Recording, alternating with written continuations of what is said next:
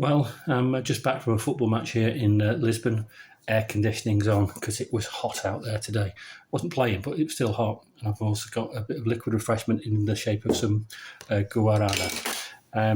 So I went to Estadio da Tapadinha, which sounds like a starter on a menu to me, but it was actually the home ground of Atletico Club de Portugal.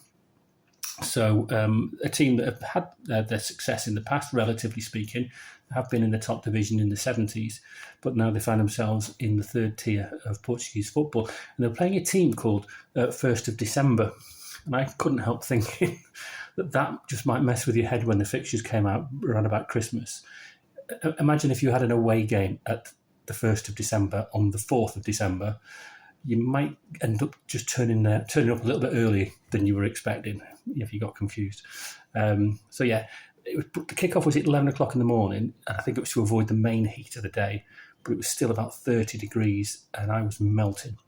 And there's no covered seating in the stadium, but I positioned myself on the back row in front of where the press box was, and they had a little roof, and eventually by kickoff, the shade of that meant that if I stood behind my seat on the back row, I was just in shade. So I stood up for the first half and watched that. I was talking to a couple of people next to me, family next to me at half time, and they said they were quite optimistic at the start of the season, but that optimism kind of ended after about 3 minutes because that's when December scored the goal, turned out to be the only goal of the game. But lovely folks and genuine people and passionate about Atletico.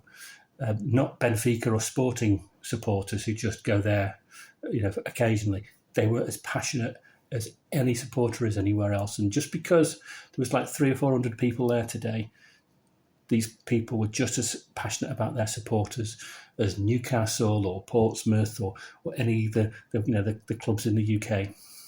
But there just wasn't that many of them, which is understandable. It's a tough game for Atletico because 20 seconds into the second half, they had a central defender sent off, and then they had another man sent off after about an hour. So it was as if it wasn't punishing enough in that heat, playing with 9 men. Really did for them, really. But it was a really good experience, a ground full of character, and it was a real pleasure to go and see a game there. So there you go.